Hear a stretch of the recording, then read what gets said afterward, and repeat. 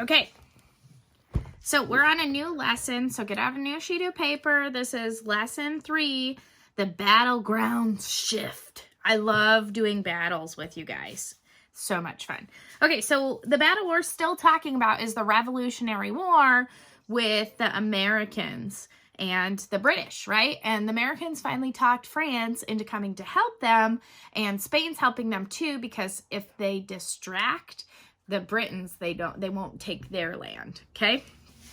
Okay, so we're gonna try to do 2 pages here. Let me start my timer.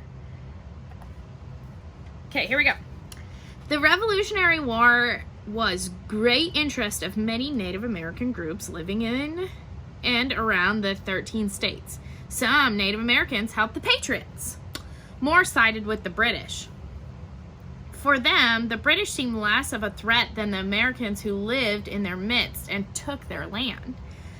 West of the Appalachian Mountains, the British and their Native American allies raided American settlements. Mohawk chief Joseph Brant led a number of brutal attacks in southwestern New York and northern Pennsylvania.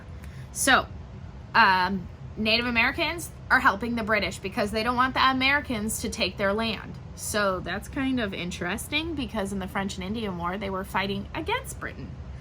Okay.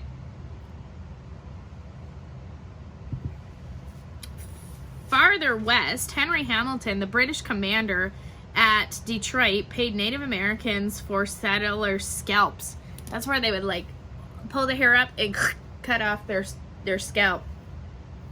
It basically killed them because, you know, people bleed a lot from their heads. But okay. Paid Native Americans for settler scalp. This practice earned him the nickname hair buyer. I don't think that's a great nickname, but you know, not a nickname I would want. Okay, so Virginia militia leader George Rogers Clark set out to end the attacks in the West. In July 1778, Clark led a force of 157 westward down the Ohio River overland. The Patriots captured the British at Point Kaskaskia. I love pronouncing these.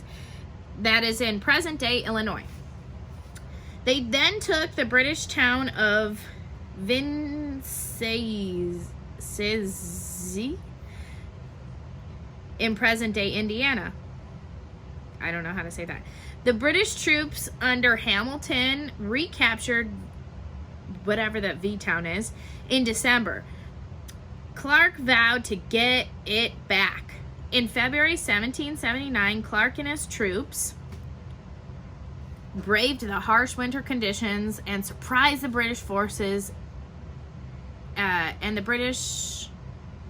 and forced their surrender. Clark's victory strengthened the Americans' position in the West. Okay, so the Americans get mad. They start attacking the British people in the West by surprising them. Okay. War at sea. The Revolutionary War also took place at sea.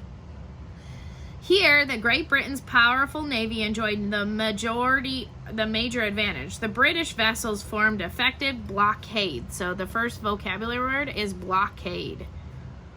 Blockade. A blockade is a measure that keeps a country from communicating and trading with other nations. So basically keeps trade and communication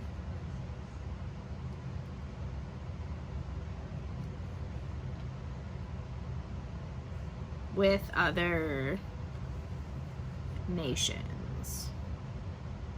Try to make it shorter. Okay. The blockade limited delivery of supplies to the troops and the Patriot forces. Privateers. To break the blockade, Congress ordered 13 warships, but only 2 of the ships made it to sea. Several were quickly captured by the British. The American Navy was too weak to operate well. The Congress also authorized 2,000 ships to set sail as privateers. So the next word is privateers. Privateer is a privately owned merchant ship outfitted with weapons. So basically, because they couldn't build their navy, they're now paying people to use their personal ships as warships. So if you have a nice ship, we'll put cannons on it and you can go fight our navy battles. Okay, so a privateer is a private ship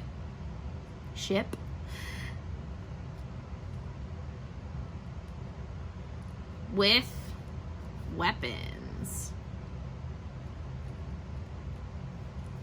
Okay.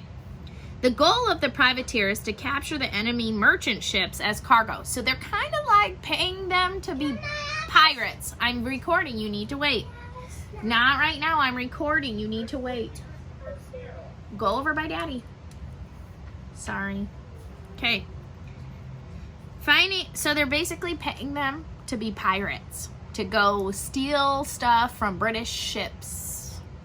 Okay. Finding crews for these ships was not difficult. Sailors from the whaling and fishing ports of New England signed eagerly to profit for the profitable privateering trade. During the war, the privateers captured more British ships than American Navy did. Okay. No, I'm recording right now. You need to go. When I'm done recording. Thank you. Okay. An American naval hero.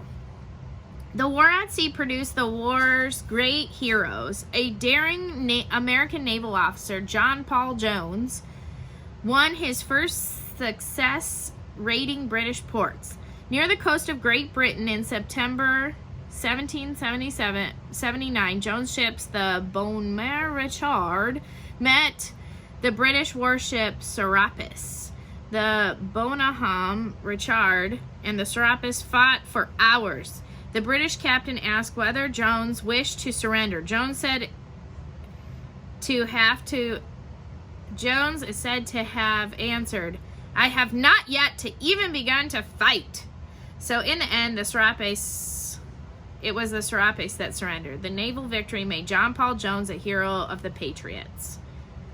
Okay. I think that's where we'll stop. So I stopped on page 160.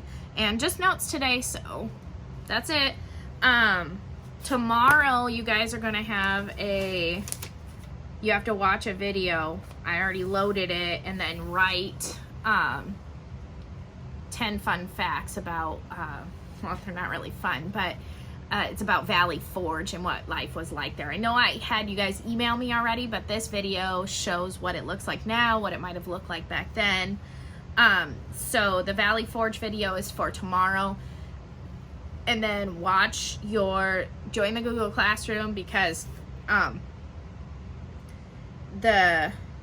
going to make some vocabulary quizzes and send them to you on there. Okay, see you guys tomorrow.